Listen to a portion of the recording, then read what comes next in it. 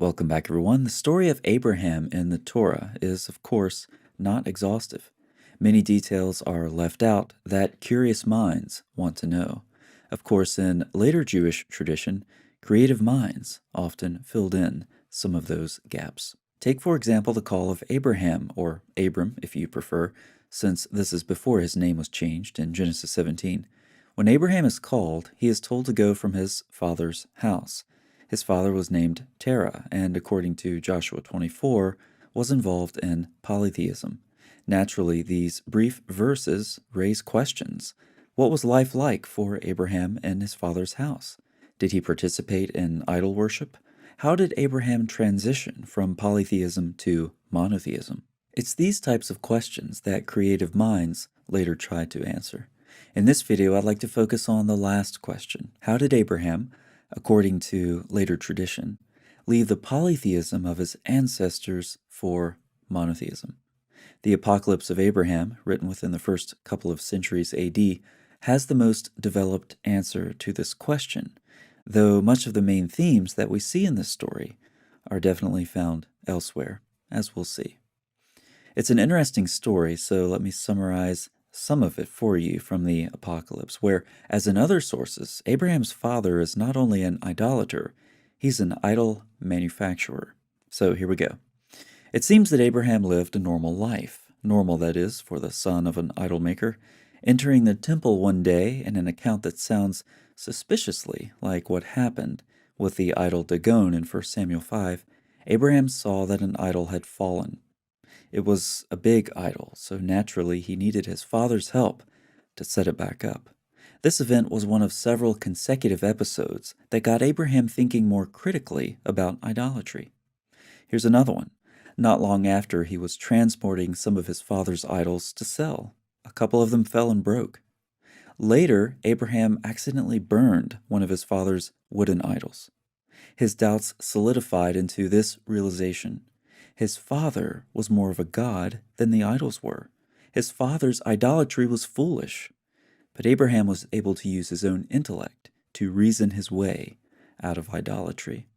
But his theological journey was not over. There are definitely forces in the universe that have much more power than an impotent idol. Perhaps they should be worshipped instead. Abraham said fire is more venerable than idols in formation, for even the unsubdued things are subdued in it, and it mocks that which perishes easily by means of its burning. But neither is it venerable, for it is subject to the waters. But rather the waters are more venerable than fire, because they overcome fire and sweeten the earth with fruits. But I will not call them God either, for the waters subside under the earth, and are subject to it. But I will not call it a goddess either, for it is dried by the sun, and subordinated to man for his work. More venerable among the gods, I say, is the sun, for with its rays it illuminates the whole universe and the various airs. Nor will I place among the gods the one who obscures his course by means of the moon and the clouds. Nor again shall I call the moon or the stars gods, because they too at times during the night dim their light. Listen, Terah my father, I shall seek before you the God who created all the gods supposed by us to exist. Abraham's ability to refute idolatry by using his discernment of how the natural world works is found in other Jewish texts as well, like Genesis Rabbah, a commentary on Genesis, written from around 300 to 500 AD. Here he leads Nimrod through a reductio ad absurdum. Thereupon Terah seized him and delivered him to Nimrod. Let us worship fire, Nimrod said. Let us rather worship water, which quenches fire, Abraham said. Let us worship water, Nimrod said. Let us rather worship the clouds, which bear the water, Abraham said, and so forth. So you see, in this rabbinic commentary on Genesis, Abraham's discernment is key to refuting idolatry. There are other examples of the same idea. I'll briefly show you a few. Josephus asserted that Abraham's observation of the natural world, coupled with his reason, led him to the belief in one God. In the book of Jubilees, Abraham's observation of the natural world likewise was key to his belief in the one God. Philo, additionally, says Abraham extrapolated a single creator of the universe by observing its natural order. By now you've seen how popular this motif was.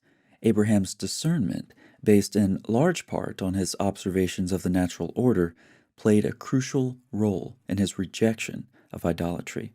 Lots of authors appeal to this story, including the author of chapter 6 of the Quran. Here, the Quran likewise records Abraham's journey to monotheism. You're already familiar with how this is going to progress. You've seen it before. When night descended on him, that is, Abraham, he saw a star. He said, "This is my Lord."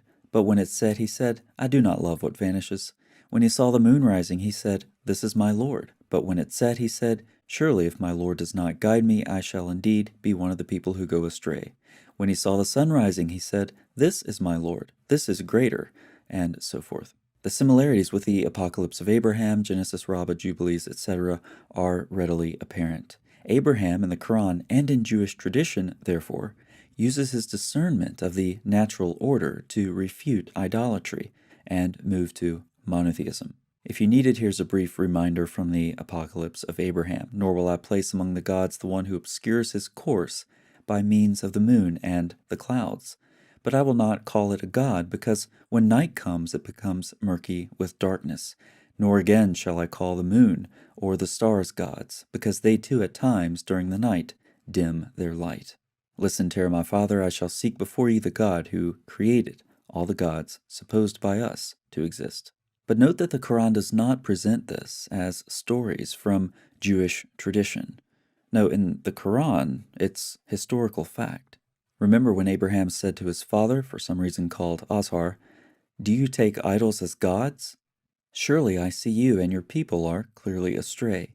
In this way, we were showing Abraham the kingdom of the heavens and the earth. Before we wrap up, let's look at some attempts by Muslim commentators to distance the Quran from its sources. Commenting on these verses in Surah 6, the Study Quran reads, "As noted above, commentators differed over whether the demonstration of God's transcendence relative to temporal phenomena in these three verses represents Abraham's own gradual realization of pure monotheism through a process of intellectual deduction, or is simply Abraham's rhetorical argument against his people's idolatry. So which one of these is it? Is it Abraham's gradual realization through the process of intellectual deduction, or is it a rhetorical argument? We've seen this time and time again. The answer is clearly Abraham's intellectual deduction. But the authors apparently want to distance themselves from that, so they opt for the latter, saying this was Abraham's rhetorical argument. They continue, "The latter interpretation seems to fit best the surrounding context, since Abraham's discourse in these verses is preceded by his explicit criticism of idolatry and his being shown the dominions of the heavens and the earth." According to this latter interpretation, Abraham's statement, "This is my Lord," upon seeing the star and then upon seeing the moon and the sun, was not made in earnest, but rather sarcastically or in jest, perhaps with a tone of incredulity, as if to say, "Is this my Lord?"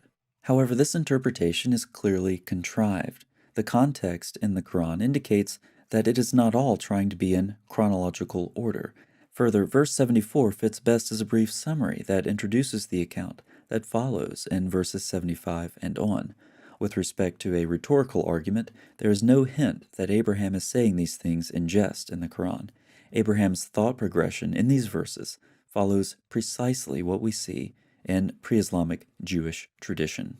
On the contrary, then, the best interpretation of these verses is the interpretation that we see in Jewish tradition for hundreds of years before the Quran was written, Jewish tradition with which the Quran's hearers would have been familiar. Attempts like this to interpret the Quran apart from its sources is a poor substitute for reading the Quran in context.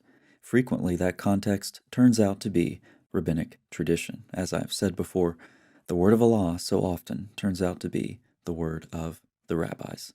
Thanks so much for watching. I'll see you next time.